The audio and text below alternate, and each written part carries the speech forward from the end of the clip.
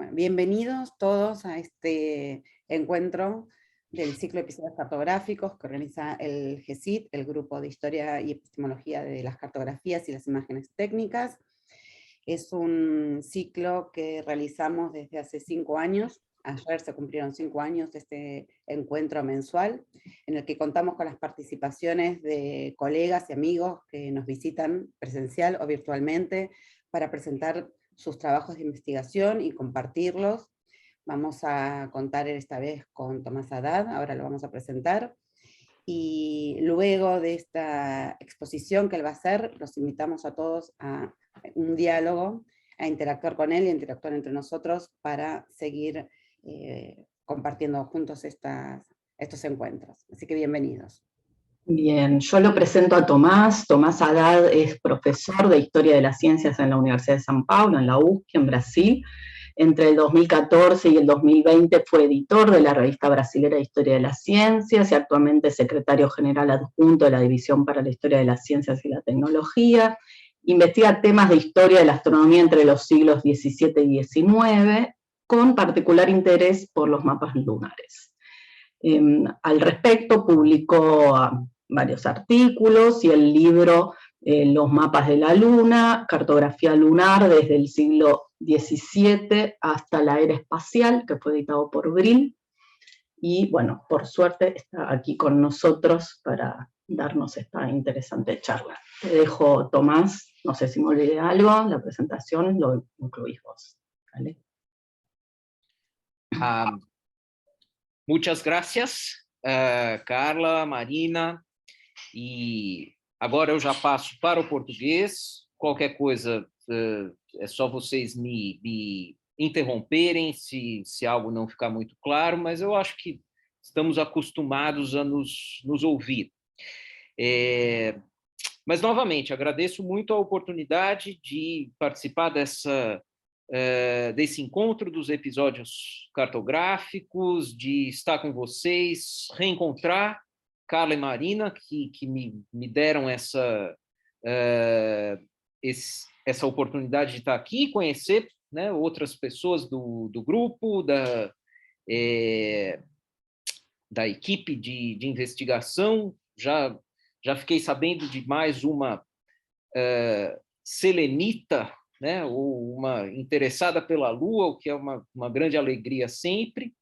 E eu preparei aqui, seguindo a sugestão de Marina, uns 30 minutos de apresentação, de fala. São fundamentalmente imagens que eu quero usar para ancorar alguns comentários meus a respeito disso que dá título a essa apresentação.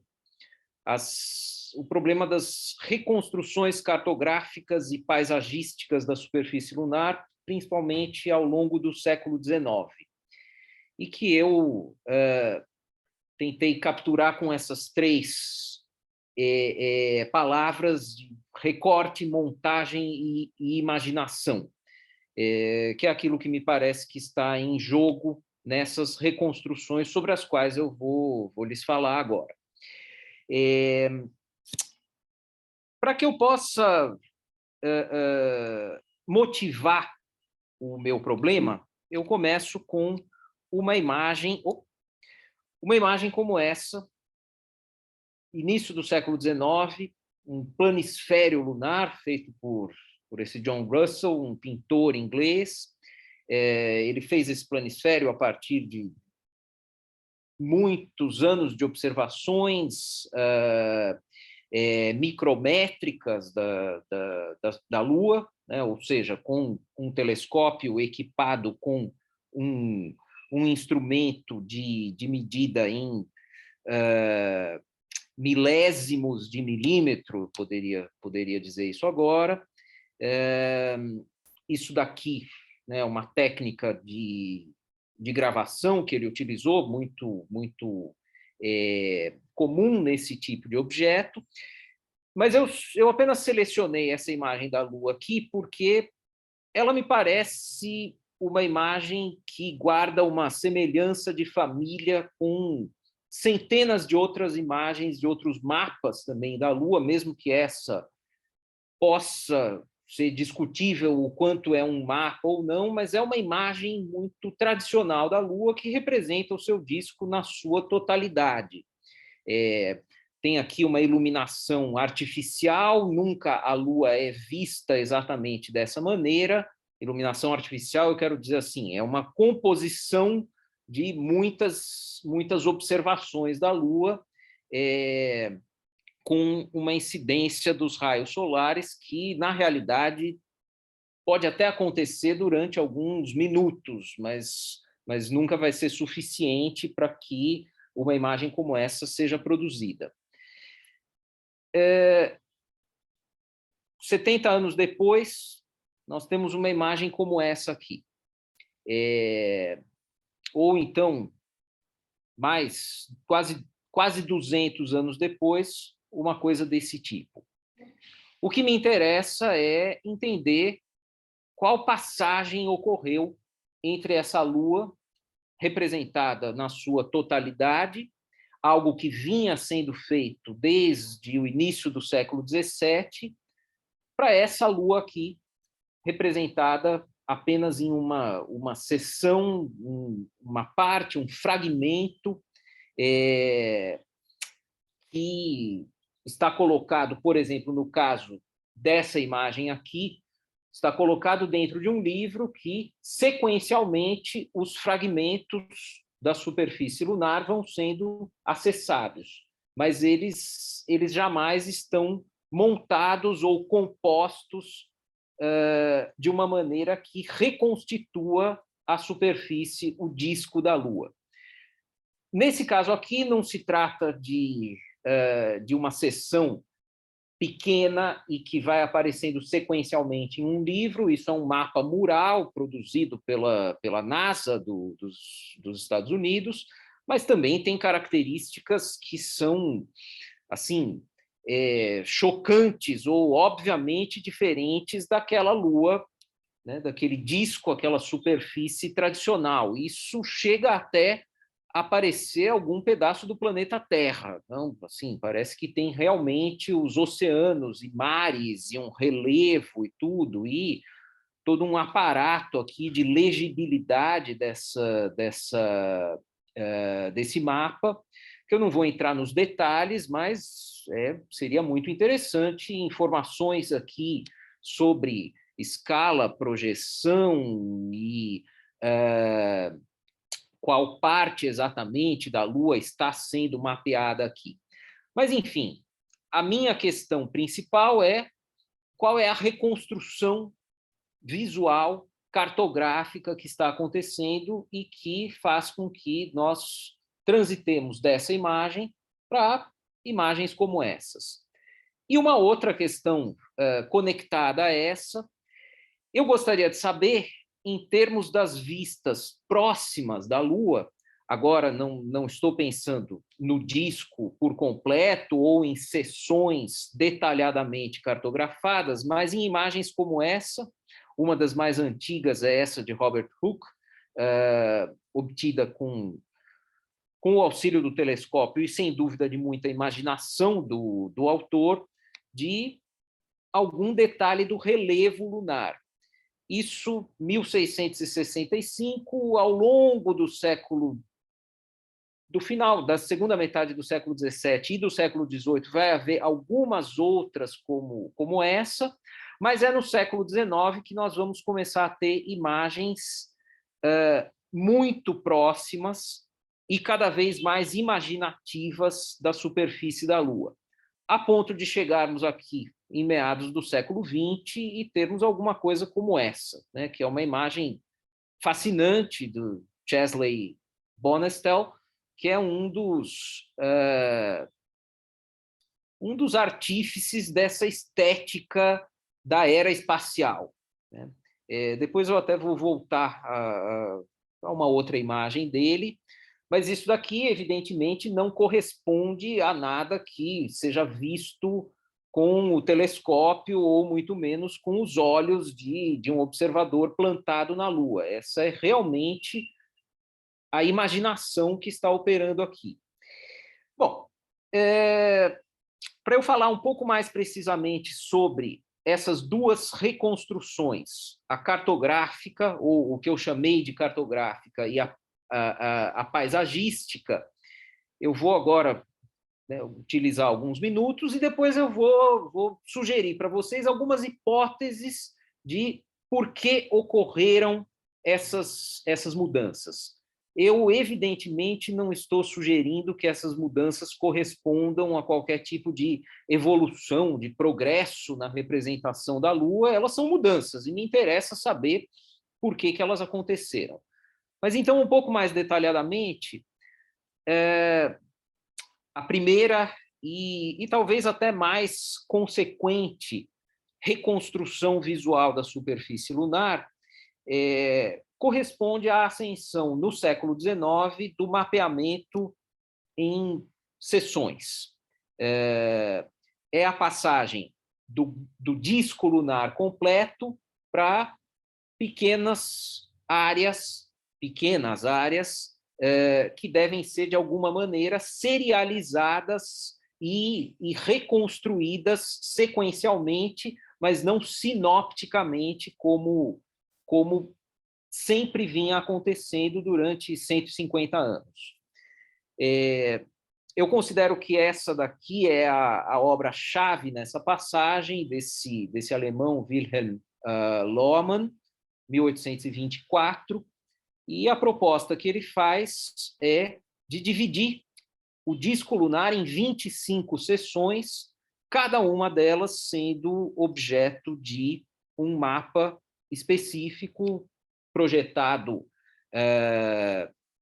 não mais ortograficamente, como era, né, assim, a tradição já secular do mapeamento lunar, mas utilizando outros tipos de projeção, desde projeções quadradas ou retangulares, até projeções de Mercator, etc., mas esses detalhes não vêm muito ao caso. Eu acho que nós temos algo muito importante aqui. Isso aqui corresponde à seção 1 desse mapa, né, que é essa que está aqui a seção 1 desse atlas, na verdade, porque agora nós vamos ter, né, essa sequência de mapas seccionais acabam constituindo atlas lunares.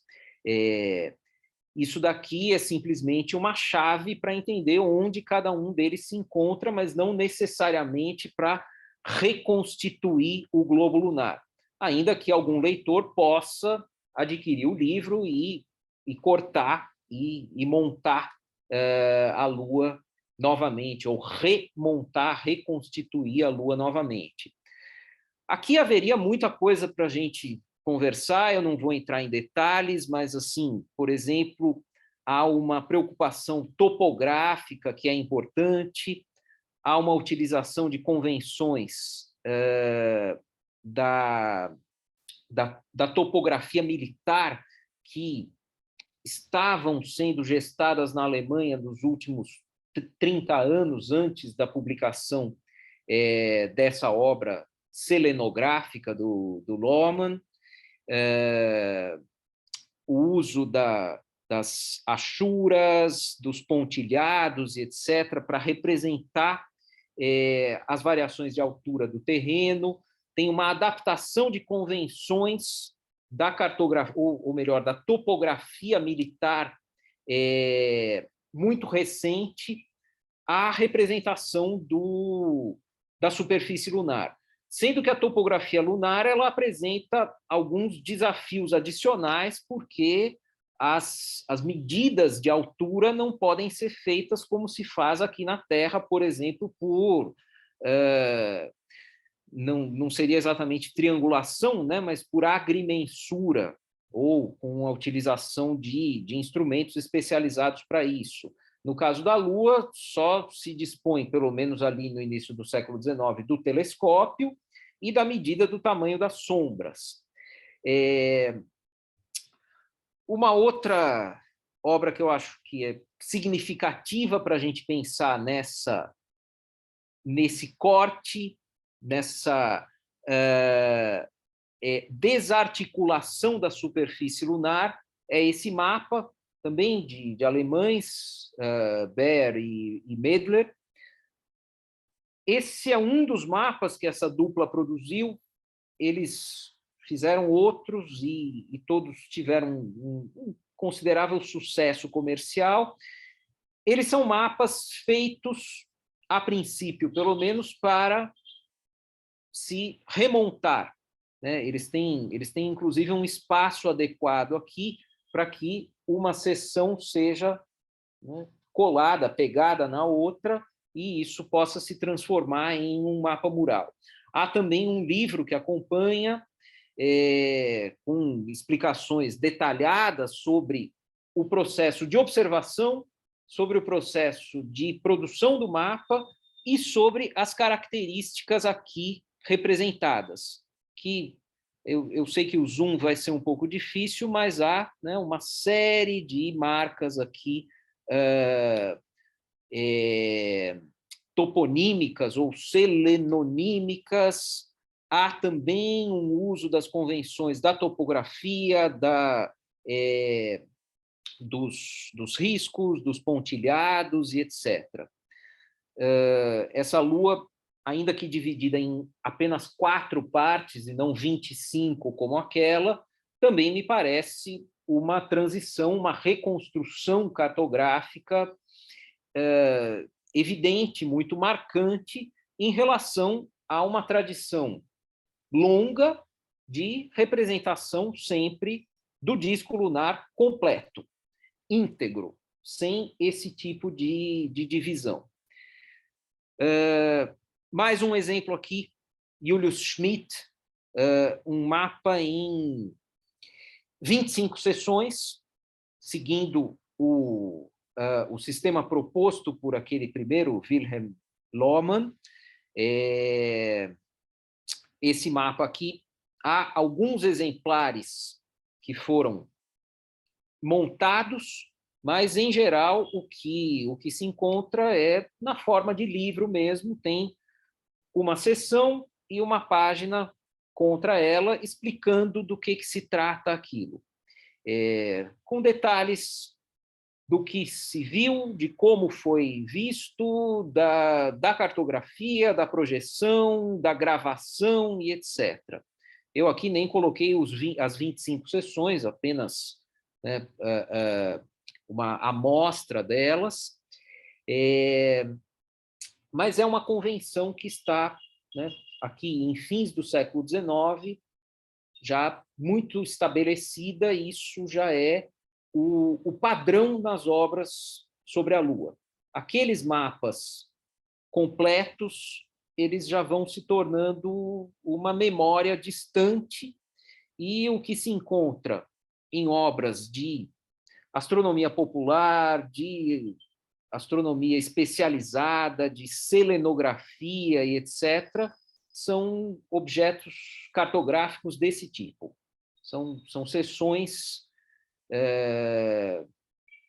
limitadas de representação da superfície da Lua, com uma quantidade, muitas vezes, até exagerada de detalhes, o que torna quase ininteligível o mapa. Alguns desses mapas é necessário usar uma lente para conseguir ter acesso ao nível de detalhes deles. No início do século XX, estão sendo produzidos alguns mapas alguns mapas desse tipo, ou melhor, alguns atlas, né? Séries de mapas representando mais de 20 mil detalhes da superfície da Lua, detalhes nomeados, né? Seja no próprio mapa, seja em legendas.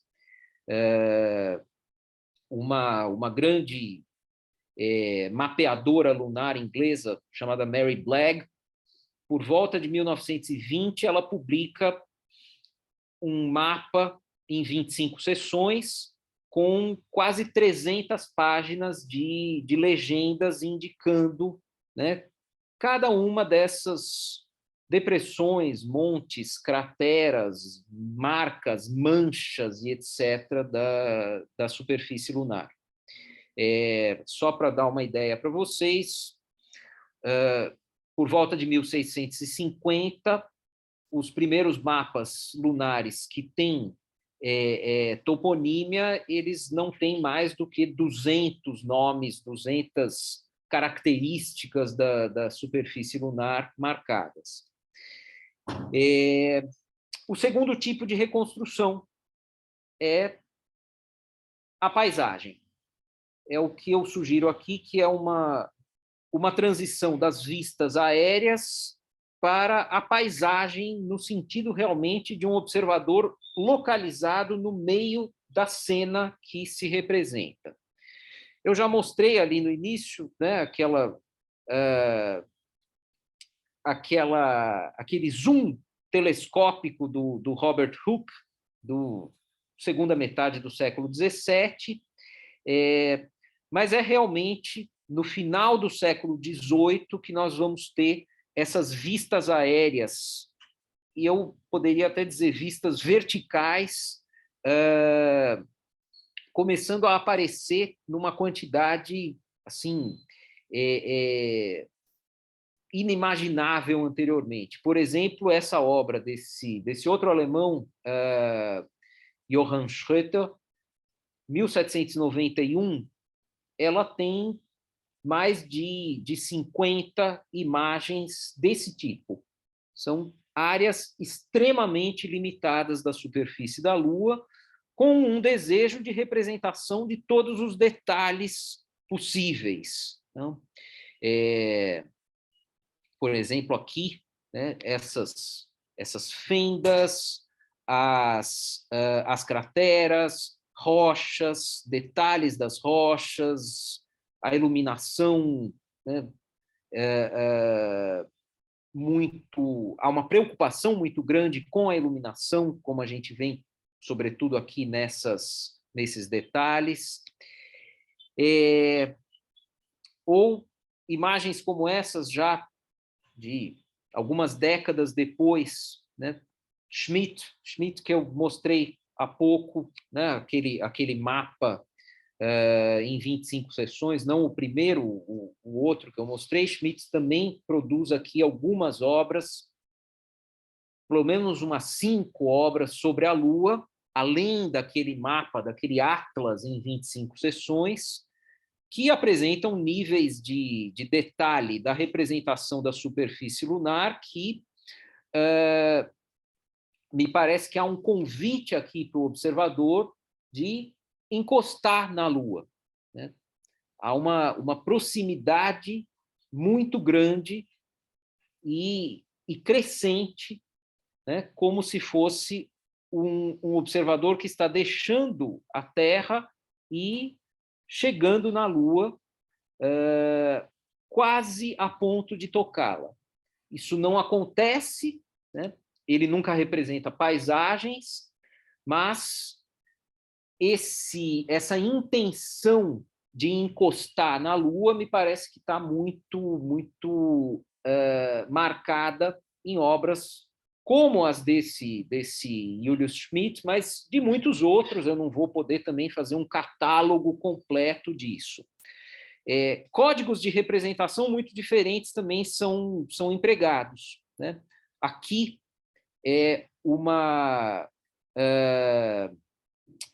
mapa topográfico que atende todas as convenções daquela época da topografia. Aqui me parece muito mais uma vista, né? Alguma coisa que dialoga possivelmente com a fotografia. Isso é algo para se investigar, e certamente eu posso aprender com vocês questões relacionadas à fotografia, sobre a qual eu vou falar um pouco mais daqui a alguns minutos. Mas, enfim, eu acho que é interessante que nós temos 2 exemplos aqui, distintos visualmente, distintos na sua intenção e na sua produção, ainda que produzidos pelo mesmo indivíduo, esse Schmidt, mas que vão nos confirmando o estabelecimento dessa prática representacional das vistas aéreas verticais e cada vez mais próximas à superfície da Lua. tão próximas a ponto de nós termos, né, final do século XIX, alguma coisa desse tipo aqui. São fotografias, Nasmyth e Carpenter, dois astrônomos escoceses. São fotografias, mas não são fotografias da Lua. Isso aqui é muito interessante. São fotografias de modelos da Lua feitos em massa. Eu não sei, vou pedir ajuda da Marina, a palavra gesso, eu não sei em... Gesso, mesmo. Então tem aqui... Bom, aqui tem coisas maravilhosas para se pensar, né? Tem uma... Primeiro que tem literalmente, de certa forma, uma chegada na Lua, uma conquista da Lua, ainda que não a Lua que se encontra no espaço, mas essa Lua feita de gesso que eles produzem. Tem um desejo evidente e não escondido de ilusão, de enganar o leitor. É muito interessante que as imagens verticais, frequentemente nós encontramos na internet sites dizendo que são fotografias da Lua que foram feitas por Nasmyth e Carpenter no fim do século XIX. Mas não são fotografias do gesso. O que uma imagem como essa revela daí muito mais abertamente ou até honestamente, se eu quiser fazer um julgamento um pouco moral, né? Isso já é uma paisagem, né? Isso já é um observador colocado na Lua, em alguma região alta, né? No alto de uma montanha, olhando para sua volta. Isso também é um modelo de gesso, mas uma ao lado da outra nos permite ver que tem esse efeito de ilusão, tem essa artificialidade que está sendo invocada aqui pelos dois autores, ainda que, de fato, essas imagens supostamente aéreas, elas têm um poder de nos iludir que é muito grande e que é muito fascinante, né? Essa imagem do lado esquerdo, ela corresponde consideravelmente a alguma coisa que se vê com o telescópio. Telescópios de final do século XIX permitem uma resolução, uma ampliação muito próxima disso. Essa imagem aqui, obviamente, não corresponde a nada que se vê com o telescópio. Não é, por maior que seja o telescópio, ele não vai permitir que um observador tenha uma visão paisagística como essa. Mas isso abre o caminho para, no século XX, antes de 1969, de Apolo 11, etc., abre o caminho para ilustrações como essa. Isso, novamente, Chesley Bonestell, ainda nos anos 40. Isso é absolutamente fascinante, né? Porque eu diria que toda a estética da era espacial está colocada numa imagem como essa. Essa imagem, ou melhor, as imagens do Bonestell vão ter uma fortuna importante, elas vão transitar entre o bloco soviético e o bloco ocidental, por assim dizer. Ele é estadunidense. Isso vai determinar, né, uma estética de representação que há muito a se pensar sobre isso. Não apenas para a Lua, mas também para outros planetas. E o interessante é ver, né, eu não é o meu objetivo aqui, mas há toda uma inspiração para uma imagem como essa nos desertos da Califórnia e de Nevada, nos Estados Unidos. Da mesma forma que, sem dúvida, aqui há uma inspiração também em padrões geológicos terrestres que são acessíveis aqui para esses autores. Então, a transformação da imagem telescópica, ou, se eu quiser, a mais antiga, né, essa daqui do Robert Hooke, em vista aérea vertical e da vista vertical à paisagem, me parece que é uma reconstrução visual da superfície da Lua que também merece alguma tentativa de explicação. E é o que eu vou fazer agora. Vou propor 3 causas ou interpretações possíveis, abertas ao debate, para essas reconstruções, a cartográfica e a paisagística que eu mencionei para vocês. A primeira e mais óbvia causa são mudanças instrumentais. Essa imagem, por exemplo, de 1825, valoriza justamente o equipamento que é necessário para a sua produção. O telescópio, equipado com essas rodas que permitem uma movimentação micrométrica.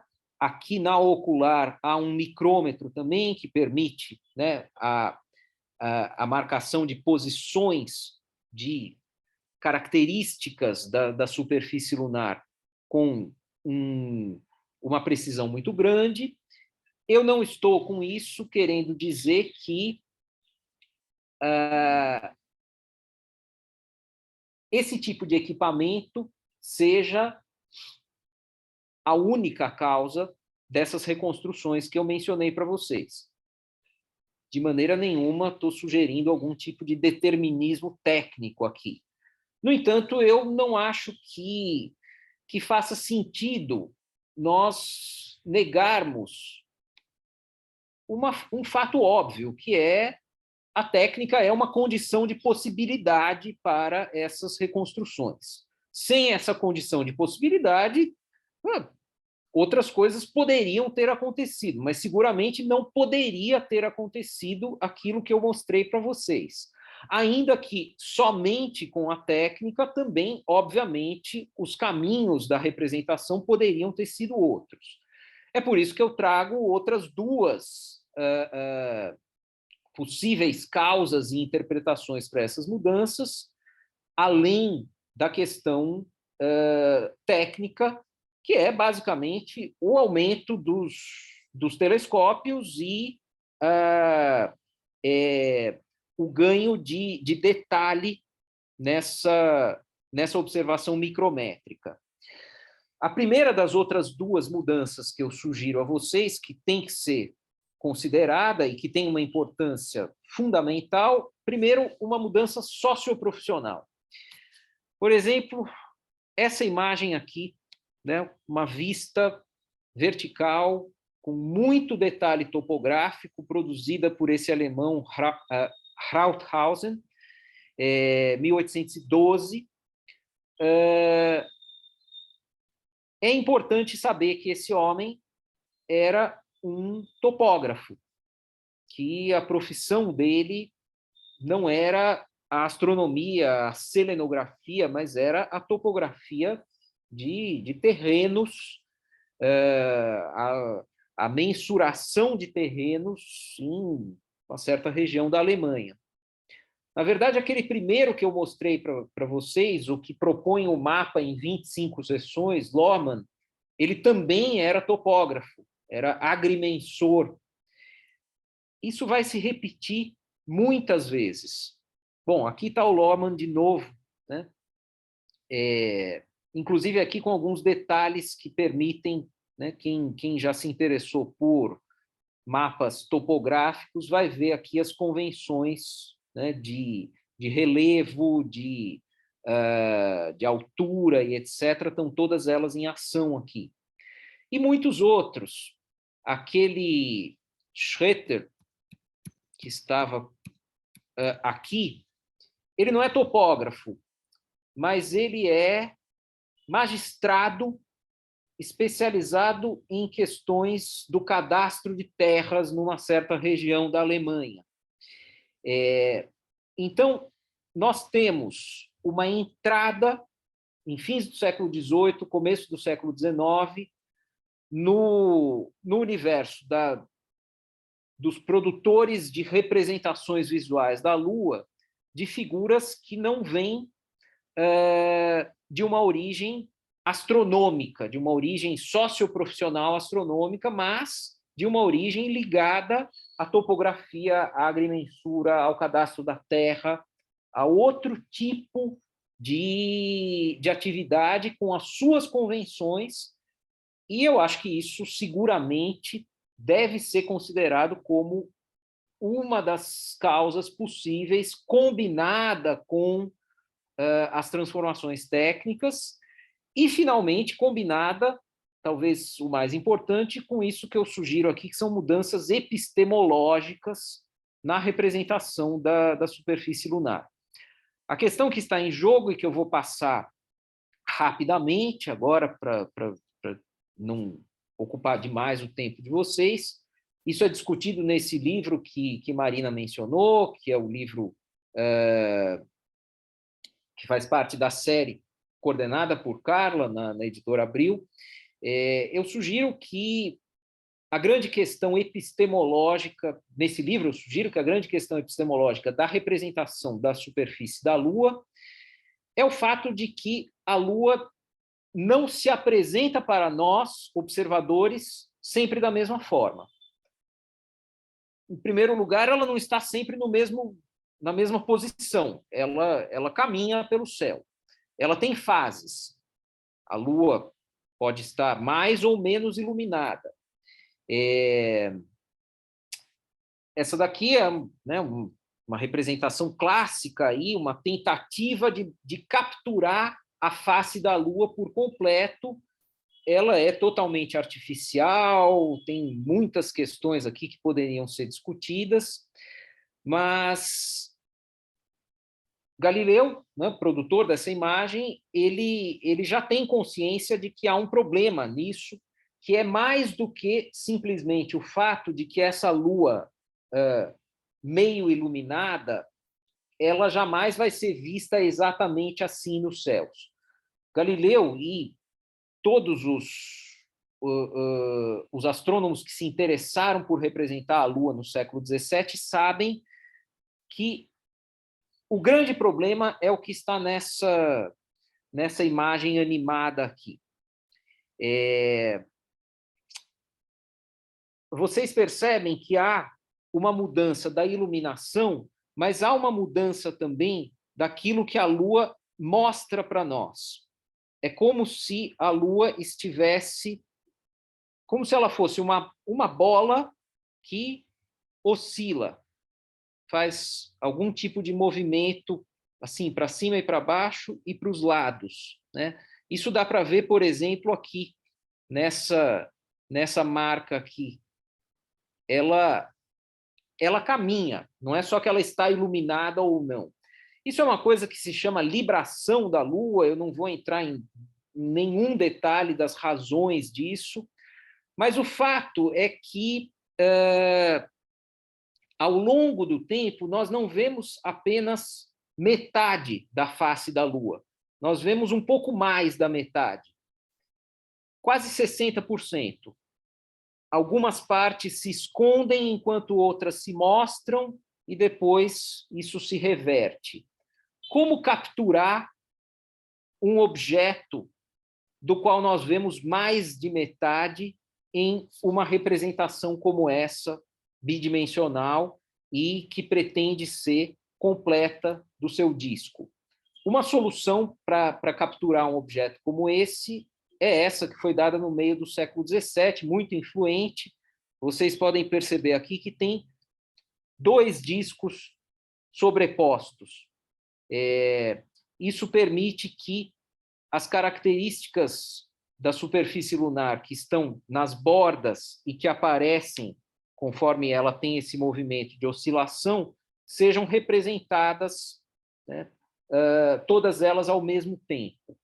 Isso, obviamente, não é nada que se consiga ver nos céus observando, é uma maneira de codificar essa impermanência da face visível da Lua. Uma outra maneira é essa que se encontra aqui, surgiu no meio do século XVIII, e isso corresponde a uma Lua idealizada, ainda que ela tenha talvez até alguma expectativa naturalista, essa é uma Lua vista do infinito, vamos dizer. A Lua só tem esse problema de oscilar porque a Terra está muito próxima dela. Se nós estivéssemos no infinito, nós conseguiríamos ver apenas uma face da Lua, 50% da sua totalidade, e em algum momento poderia ser uma coisa desse tipo aqui. Isso tem também uma série de questões aqui para a produção de uma Lua como essa, técnicas de triangulação, de estabelecimento de coordenadas absolutas e etc., que eu não vou entrar em detalhes, mas é uma maneira de tentar contornar o problema daquele objeto que se apresenta ao longo do tempo de maneiras variáveis. E o que eu sustento é que a terceira maneira de contornar esse problema é, em vez de representar o objeto inteiro, representar apenas partes dele. O mapeamento seccional e, a partir dele, as vistas cada vez mais próximas a ponto de se tornarem paisagem, são soluções que foram oferecidas para o grande, na minha interpretação, para o grande problema da cartografia lunar, que é a representação de um objeto que se transforma na sua aparência visual. Só agora como um convite a se pensar em outras possibilidades, outras reconstruções, eu deixo aqui para vocês, com poucos comentários, coisas como essas: um globo, né, uma reconstrução mecânica da superfície da Lua, fim do século XVIII. Aqui, fotografia, atlas fotográfico, isso é fotografia da Lua mesmo, não é como o Nasmyth e Carpenter, né? Uma fotografia de um modelo de gesso, com a sobreposição de papel e de contornos. São outras formas de capturar a visibilidade da Lua. Isso daqui é um mapa do projeto Apollo 11, com a indicação de alvos para o pouso, a aterrissagem do módulo lunar. Eu acho que também tem aqui uma reconstrução e uma reapropriação, literalmente uma reapropriação do objeto Lua, que é muito interessante. E, para terminar, um mapa muito recente, 2020, um mapa geológico das duas faces da Lua, realizado com altimetria de satélite, raios laser e etc., né, que é um novo mundo da representação lunar. E com isso eu concluo. Desculpem-me que eu acabei falando mais do que 30 minutos, Marina, mas encerrei. Muito obrigado. Tudo bem, Tomás. Imagina. Muito obrigada. Gracias. Carla está silenciada. No. Ahí. Bueno, nos estaba agradeciendo Tomás y Marina, ¿te parece que arrancamos con una ronda de preguntas? Sí, yo tengo varias, pero primero demos la palabra, así circulamos. Si alguien quiere comenzar. Si no podemos... Sí, Mariana está silenciada. Bueno, arrancamos nosotras para romper un poquito el hielo. Tengo una pregunta así más puntual, después algo más general. Cuando hablaste de de los lugares nombrados, de los topónimos. En particular lo mencionaste cuando mostraste el mapa de Schmidt de 1870, puede ser, que tenía una cantidad de topónimos así muy grande en relación con lo habitual por esa época. Creo que mencionaste que los primeros incluían unos 200 nombres o topónimos y después unos 20.000. Entonces mi pregunta es, ¿de dónde salían esos topónimos? ¿Quiénes los ponían? Si hay una continuidad en esos lugares, en la forma de nombrar esos lugares. Acá lo primero que me viene a la mente es una comparación, un paralelismo entre los procesos de toponimia en la Tierra, digamos en la superficie terrestre, porque hay muchos actores involucrados, entonces suele haber una pugna, una disputa entre aquellos que los ponen en los mapas, las poblaciones locales, los procesos históricos. Bueno, es un tema enorme para sobre todo para el siglo XIX, ¿no? La relación entre las exploraciones, los lugares habitados, los lugares conquistados y las maneras de asignar topónimos. Entonces mi pregunta para la Luna, ¿no? ¿Quiénes ponen los nombres y si son quienes llevan adelante las exploraciones lunares, las expediciones?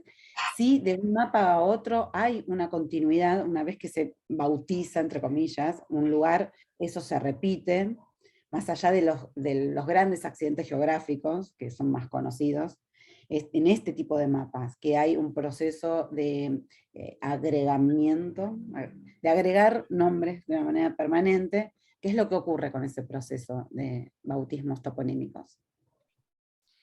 É muito bom isso, Carla, porque a questão da toponímia lunar é uma linha de investigação por si só, né? No meio do século XVII, em 5 anos, surgem 3 propostas em concorrência entre si. Uma delas de um cosmógrafo de Filipe IV, que propõe dar para os vários acidentes da Lua, obviamente, os nomes de príncipes, princesas, duques, arquiduques e papas e cardeais e etc. Depois, dois anos depois, vem uma outra proposta de um astrônomo polaco que inclusive é quem sugere alguns nomes importantes de mares e oceanos, essas coisas que ainda se usam.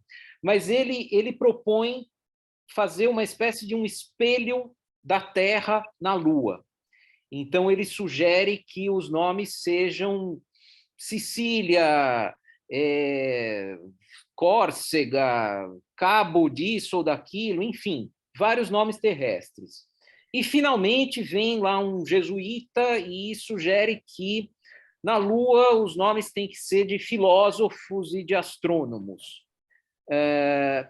De certa maneira, isso se tornou dominante, né? Porque os acidentes lunares eles têm, de fato, esses nomes assim, Tycho, Kepler, Copérnico, Platão, Aristóteles e... junto com essas regiões maiores, Mar da Tranquilidade, Mar da Serenidade, Mar das Tormentas e por aí vai. O fato é que, ao longo do século XVIII e XIX, ainda que sobre essa base de dar nomes de filósofos e de astrônomos para as características mais pontuais, e esses substantivos assim ligados às emoções, né, para as regiões maiores, tranquilidade, serenidade, inteligência, tormenta e etc., as variações vão sendo muito grandes.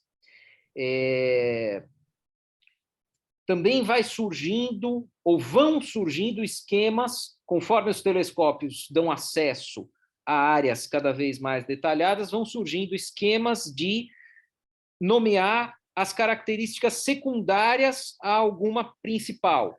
Então, por exemplo, uma cratera chamada Kepler, e aquilo que está em volta dela pode ser alfa, beta, gama, delta de Kepler, ou 1, 2, 3, 4, ou A, B, C, D, e frequentemente os produtores de mapas, eles lamentam a falta de unidade. Um mapa não pode ser compreendido, não é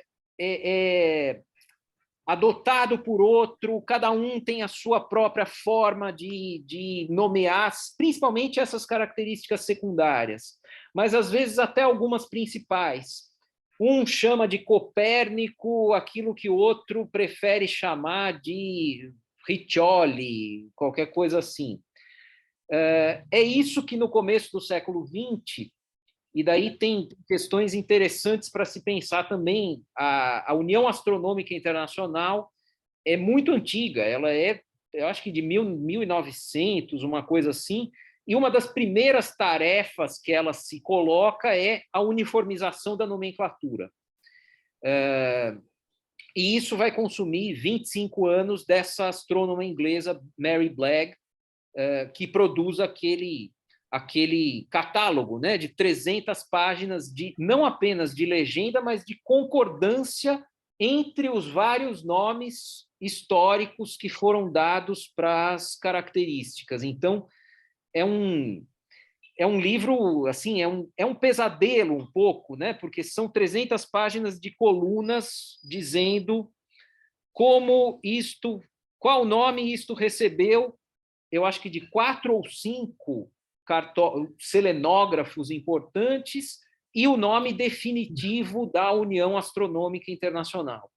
Então, tem muitas camadas interessantes aí, né? Desde essa origem no século XVII até esse internacionalismo científico pré-Primeira Guerra, tudo isso atuando. Mas é excelente que você tenha perguntado. Obrigado.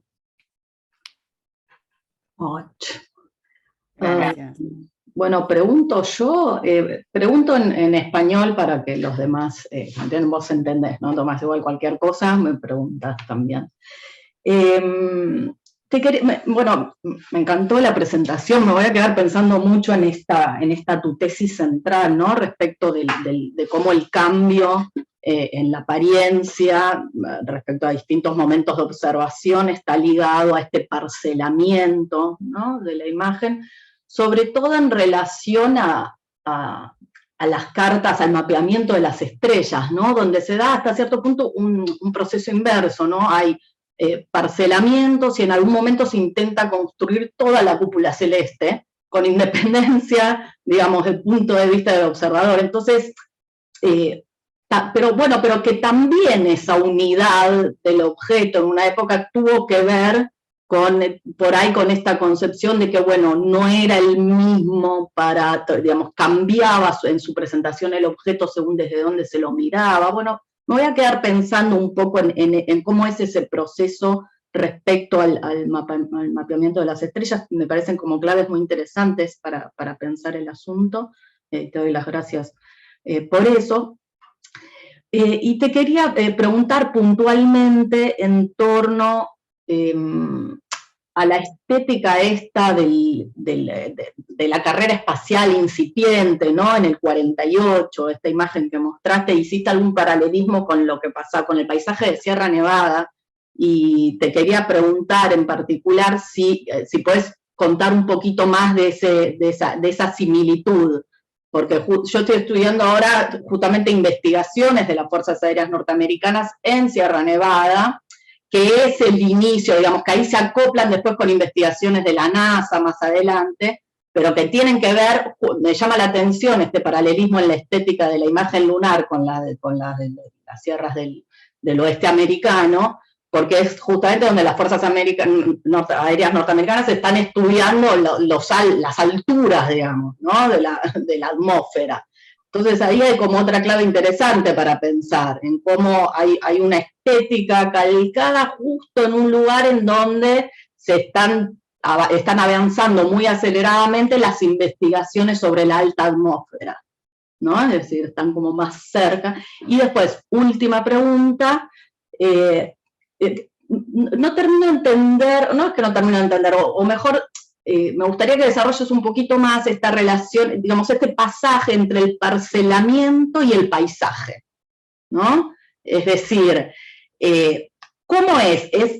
Porque en algún momento decías, bueno, esto se puede considerar, no es un paisaje, pero es un acercamiento tal que casi es un paisaje, ¿no? Esa es una vista cenital todavía, qué sé yo, cercana.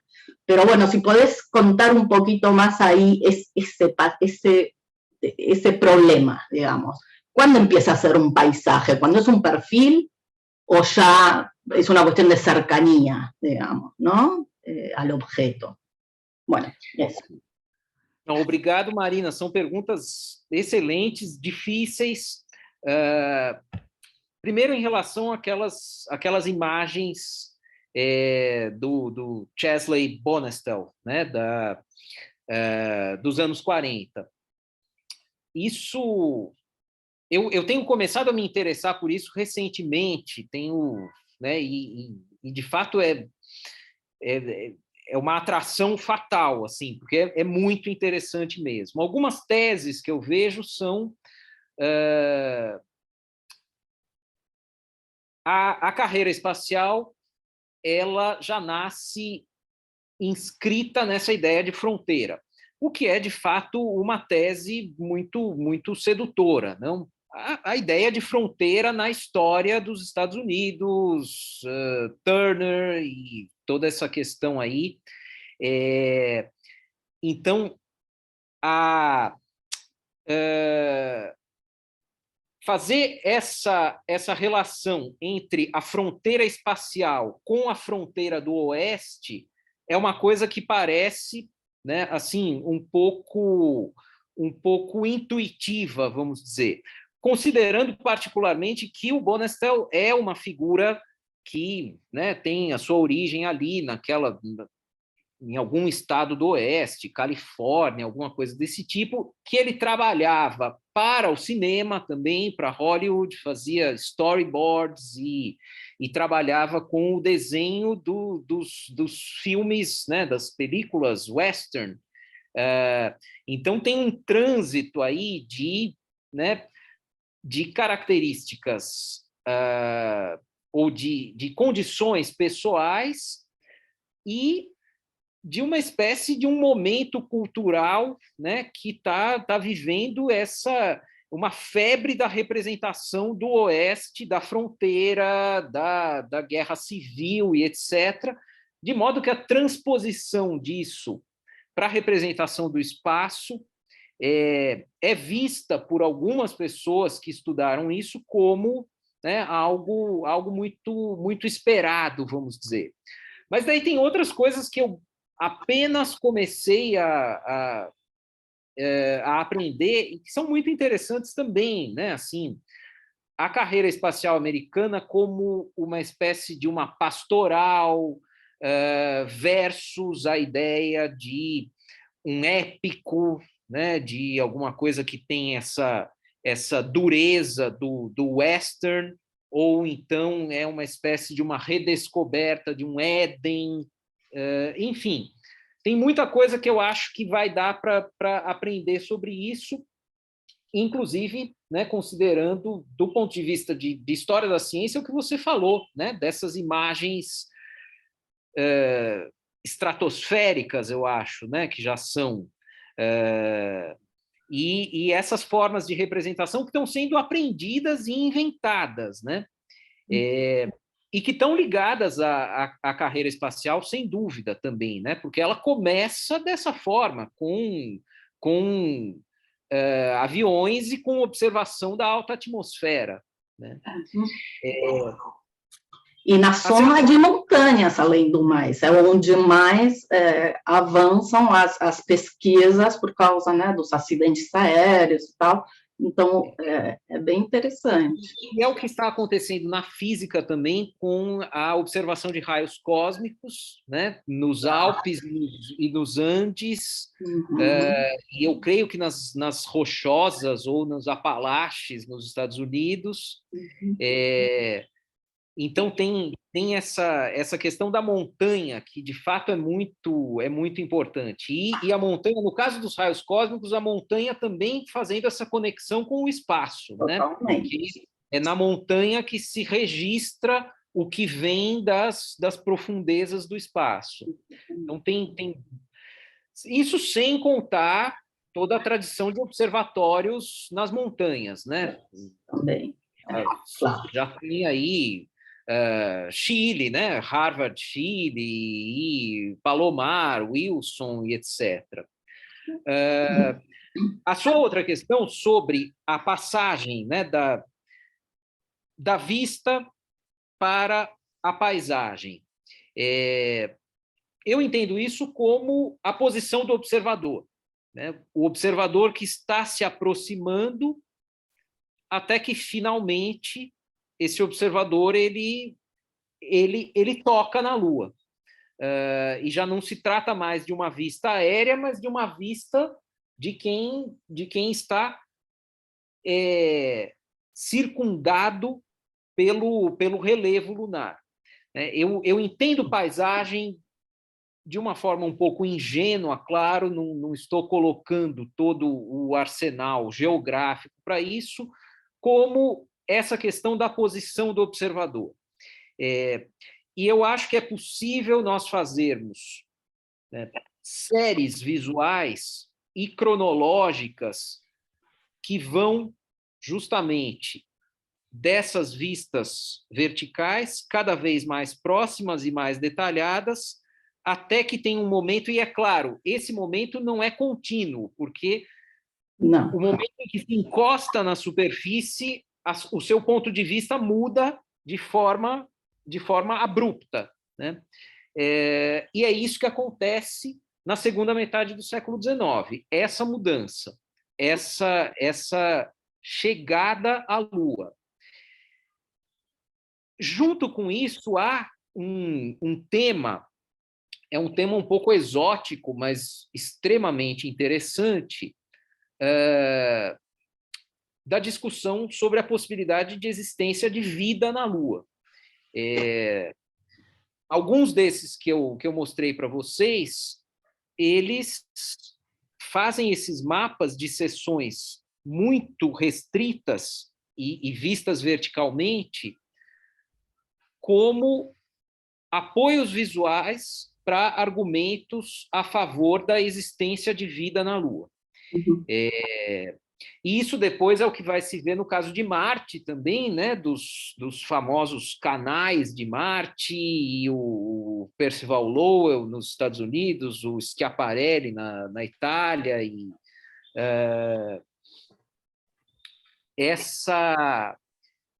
é quase esse impulso da representação por causa da esperança de que existe vida.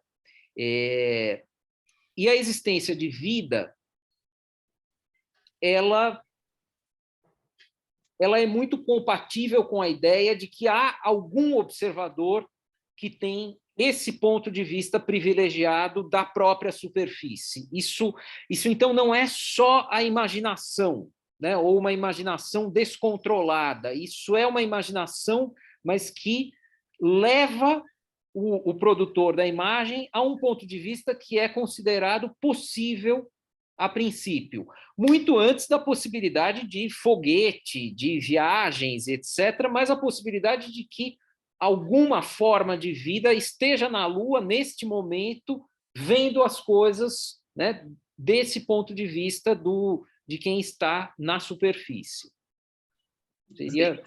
Por enquanto é isso. Perdón. No, precisamente sobre esta misma cuestión,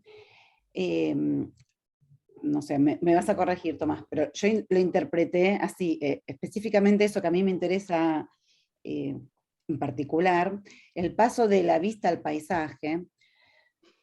A mí me daba la impresión que lo que vos llamabas vista como perspectiva cenital, en realidad es casi una perspectiva cartográfica en la que precisamente no hay observador. Es como que todas las miradas son ortogonales respecto a la superficie que se está mapeando. No hay un punto de fuga.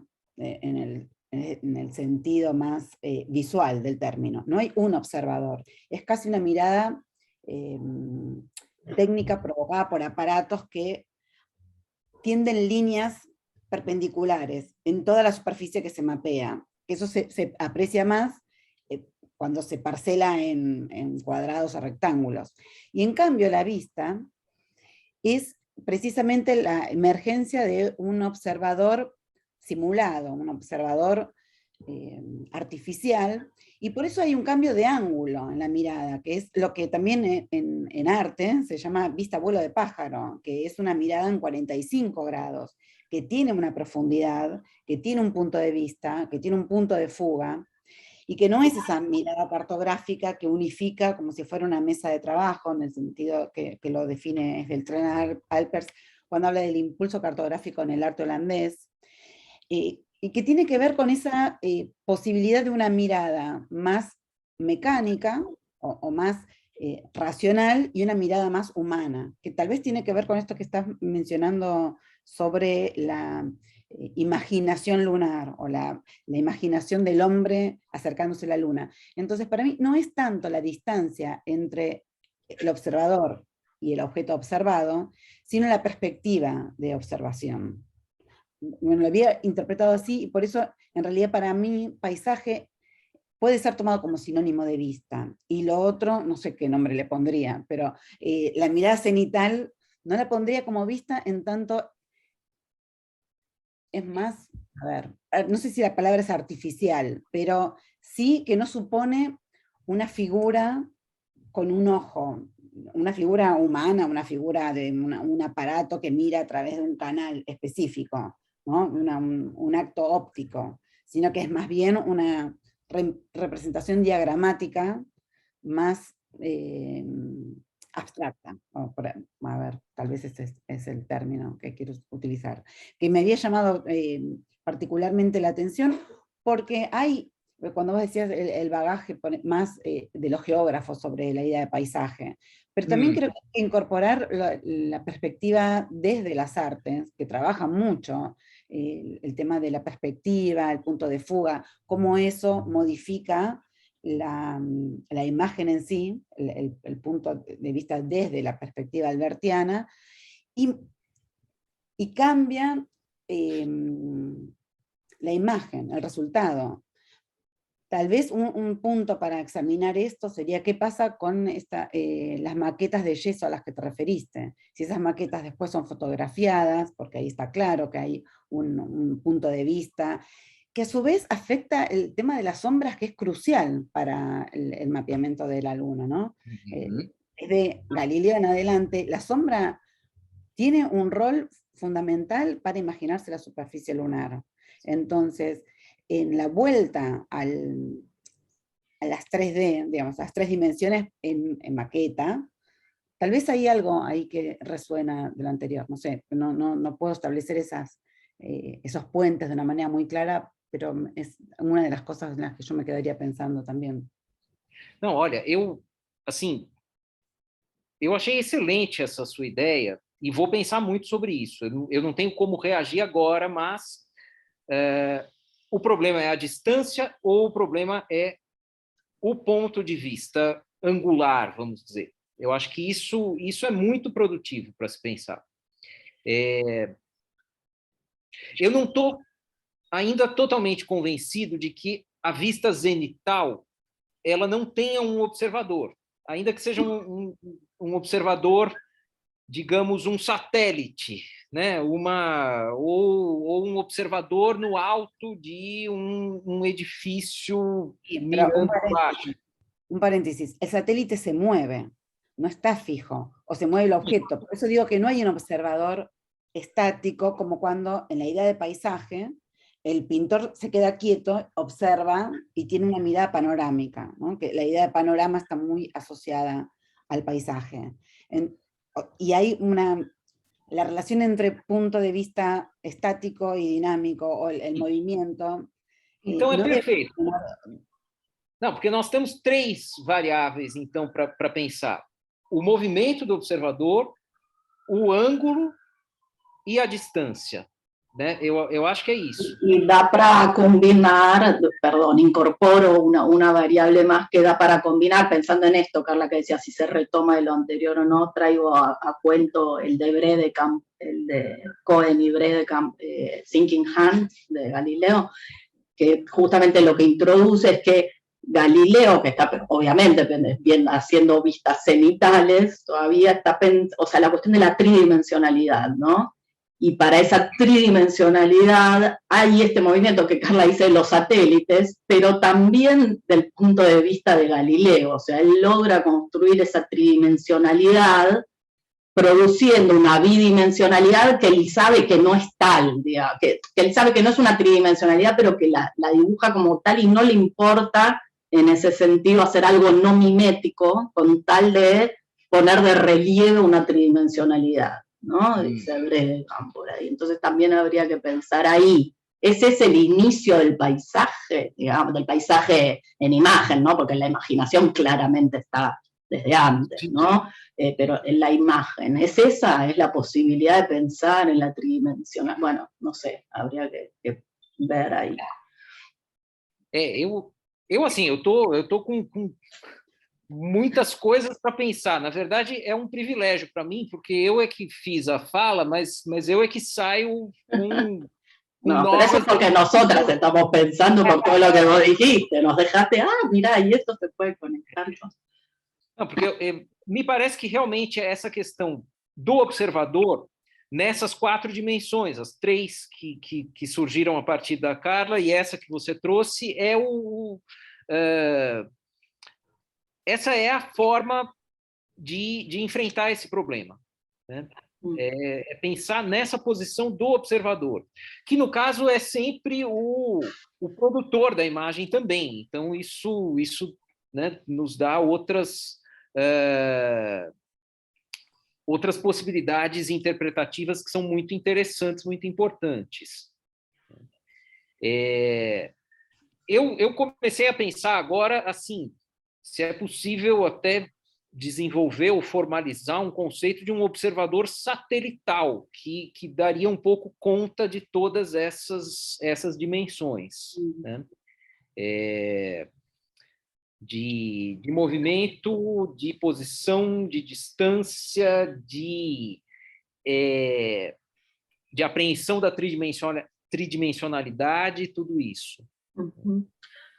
¿Alguien más quiere hablar? Porque nosotras acá nos entusiasmamos y acaparamos, pero la idea es que hablen todos. Mariana, dale, el tele nomás. Muchas gracias, Tomás. Está buenísimo, estuvo buenísima tu charla, lo que nos quisiste compartir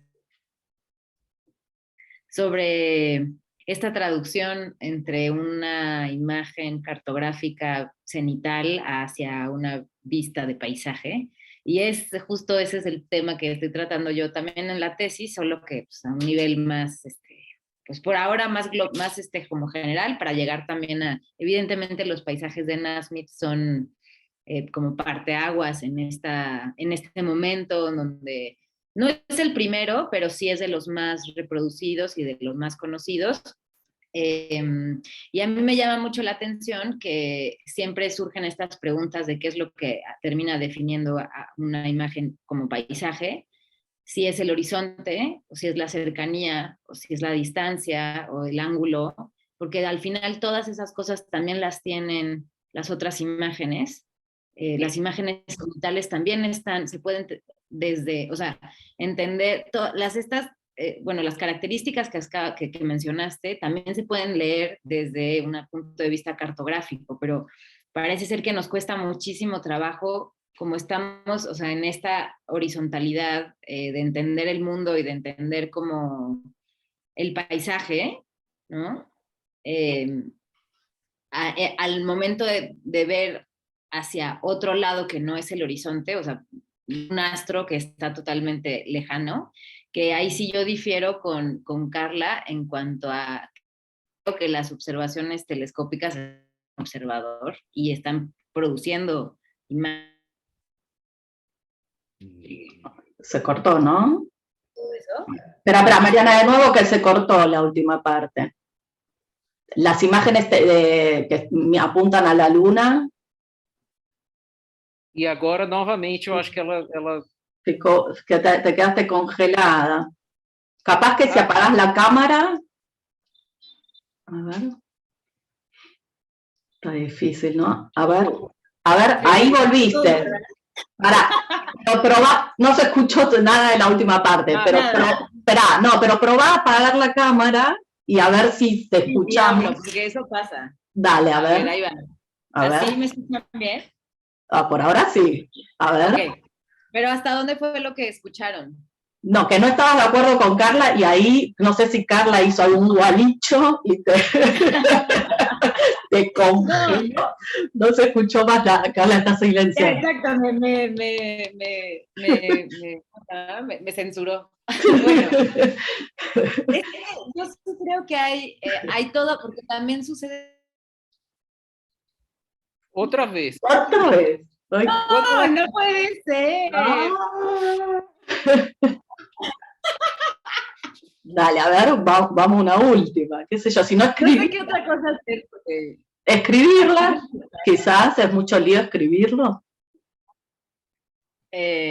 Tomate tu tiempo, igual mientras habla otro y vos lo escribís. Sí, me voy a tardar un poco. Dale. Pero, o sea, mejor solo lanzo la pregunta, porque me interesa escuchar en qué, o sea, para Tomás, ¿qué es lo que define a un paisaje de una vista cartográfica? Una vista.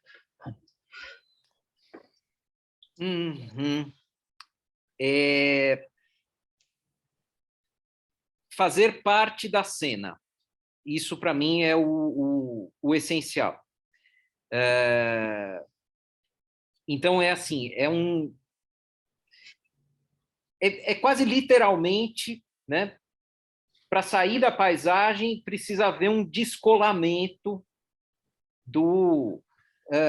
um descolamento material do observador em relação àquele espaço que vai ser representado.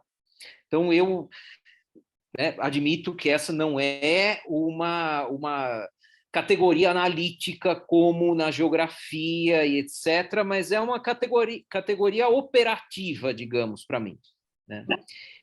Que se manifesta na representação, né? Nas qualidades da representação. Eu acho que é possível fazer uma divisão entre representações nas quais o observador é parte da cena e, portanto, tem que olhar à sua volta, e as outras em que ele se descolou da cena e ele está, né, observando ou de cima ou de um certo ângulo, mas, de todas as maneiras, há uma descontinuidade quase que, assim, quase não, uma descontinuidade material entre o observador y el espacio representado. Pero ahí, Tomás, entonces volvés al tema de la distancia, porque formar parte de la escena... A ver, volvamos al tema de las vistas aéreas, que ya puede ser un satélite que está alejado, o puede ser un avión, que también se hace fotografías aéreas a una distancia mucho más próxima. Pero técnicamente la imagen es la misma, por eso, bueno, pobre Mariana no pudo terminar de desarrollar esto, pero alcanzó a decir que en lo que difería era que las imágenes cenitales no tenían un observador, que es problemático la manera en la que yo lo expresé rápido, pero sí estaba tratando de hacer no digo que no tiene un observador, porque digamos, el observador material, humano o artificial, mecánico, existe de cualquier manera, en tanto hay un punto de vista y un resultado. Pero la cuestión de la perspectiva cambia muchísimo si estamos hablando de un observador estático y un objeto también estático, y acá, cuando hablábamos de movimiento, no solo se mueve el satélite, sino también el objeto que se está cartografiando. Entonces ese movimiento necesariamente hace que la perspectiva sea móvil, el observador sea móvil, y tiene que haber un proceso de imaginación reconstructiva del objeto. Nunca es el resultado directo de esa observación. Un poco como cuando se representan la cara no visible de la luna. Hay un grado de abstracción diferente que después podemos discutir si es mayor o menor respecto de otro tipo de miradas. Pero conectando eso con lo que acabas de decir de estar dentro o no de la escena, ¿es solamente una cuestión de distancia? Porque estando de una manera próxima en términos relativos, entre un satélite y un avión, estoy pensando, ¿qué es lo que determina qué es estar dentro de la escena o fuera de la escena?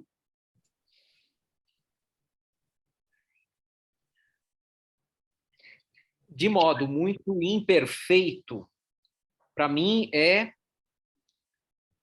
o contato. Vamos dizer assim, algumas daquelas imagens, elas são imagens de alguém que está, ou são imagens produzidas, supostamente, por alguém que está com os pés na Lua. Eso acaba de decir Mariana en el chat, dice, los pies en la Tierra o en la Luna. Ah, ok. Então concordamos, eu e Mariana. Os pés na Terra, exatamente. E é por isso que eu sustento que há uma descontinuidade. Por mais próximo que se chegue, aquilo que eu chamo imperfeitamente de paisagem é uma virada, né? É uma virada repentina.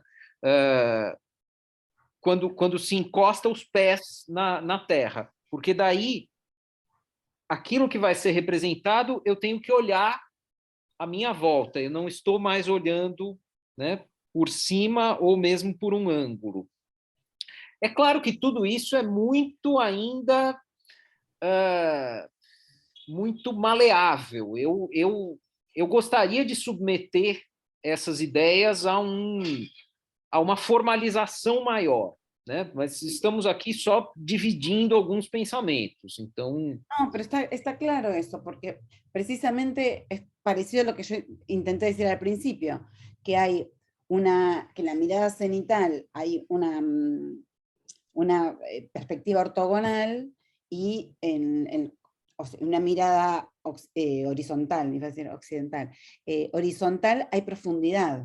Entonces, y desde el punto de vista de los geógrafos o de los historiadores del arte, eso también marca una diferencia clave entre lo que se puede ver y lo que se puede representar, que el resultado no es igual, porque la profundidad está simulando la perspectiva artificial del observador.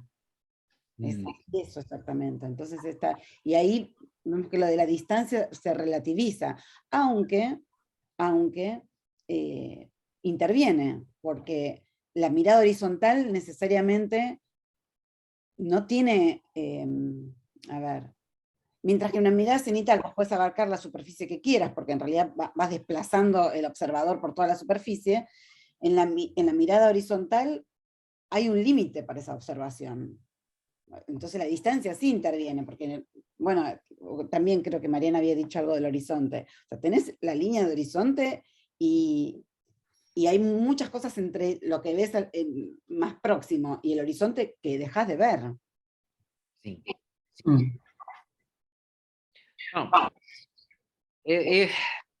eu depois preciso assistir tudo isso, Marina, porque tem tantas ideias aqui. Por favor, deixa eu também. Inclusive ideias muito contrárias, né? Galileu pode ser o pai da objetividade cartográfica não paisagística ou ao contrário, né? O início da paisagem. E eu acho que isso é uma das coisas que no livro também eu coloquei.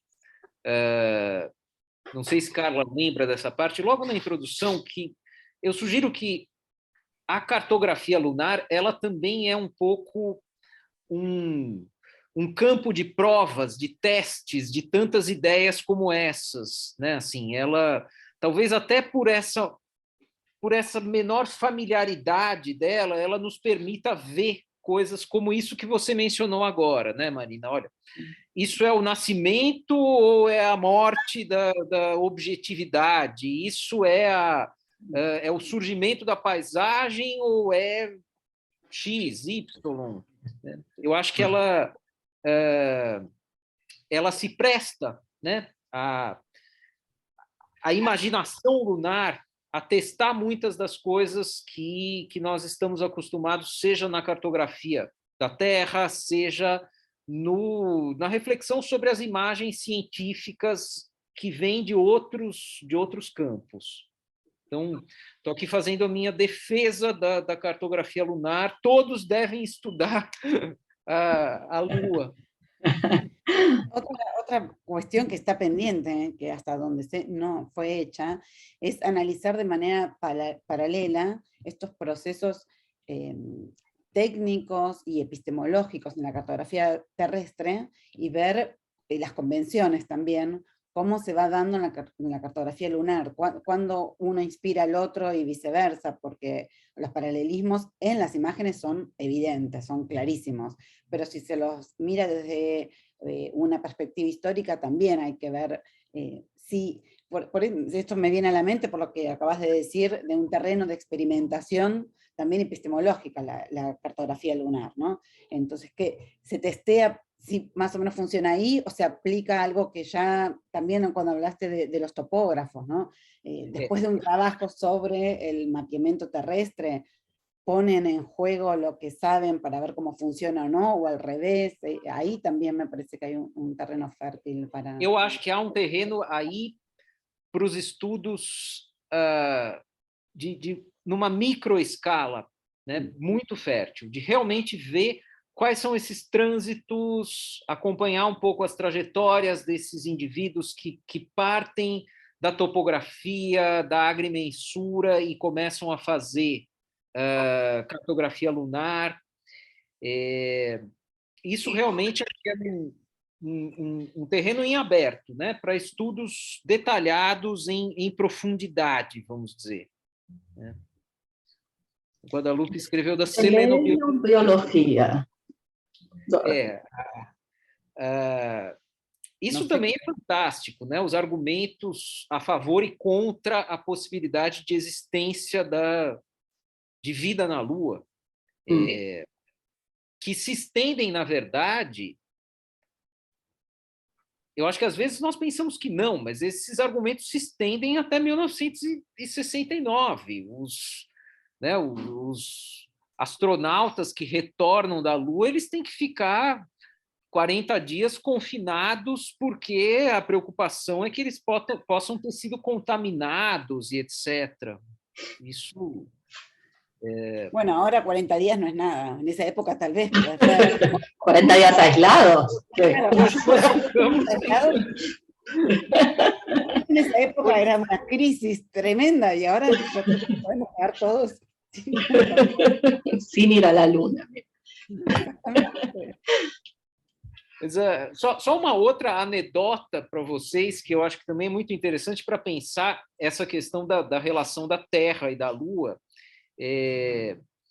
Esses mesmos indivíduos, quando retornam da Lua, isso existe, né? As imagens, é fascinante. Eles têm os seus passaportes estampados quando eles entram novamente nos Estados Unidos e tem, né, a ficha origem Lua. Sério? Eu não sabia isso. No passaporte. No passaporte. Então, tem uma coisa também da própria burocracia ter que se adaptar a burocracia das fronteiras, né? Justamente. Exatamente. Isso eu acho muito, muito fascinante, assim, é uma coisa incrível. Sim. Bom. Então, eu acho... fala, cara. Não, decide. No, yo estaba así, felicitando a Tomás y a todos, comentando que fue un encuentro excelente. Total. Ahí dice Mariana que tiene un video para la reflexión de la vista cenital panorámica. Ahí nos lo llevamos para mirar. Y áreas lunares, no vamos a estar lejos de cosas así, dice Guadalupe. Bien. Bueno, Tomás, muchísimas gracias, súper interesante, la verdad. Nos quedaremos pensando em um montão de coisas.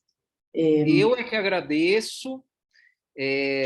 Para mim foi, como eu já tinha dito, né, uma oportunidade de falar do meu trabalho, mas também de pensar em novas possibilidades, limites, e espero reencontrar todas vocês em 30 de setembro. Exatamente. Vamos a seguir hablando de paisajes lunares con Mariana Rubio el viernes 30 a las 4 de la tarde. Por favor. Muy bien. Então, muito obrigado. Fiquem bem. Gracias a todos. Gracias a todos. Exacto. Va a quedar grabado, así que lo vamos a poder escuchar más de una vez, Tomás. Así que ahí tendremos para seguir pensando. Voy a parar el video. Hasta pronto. Chao.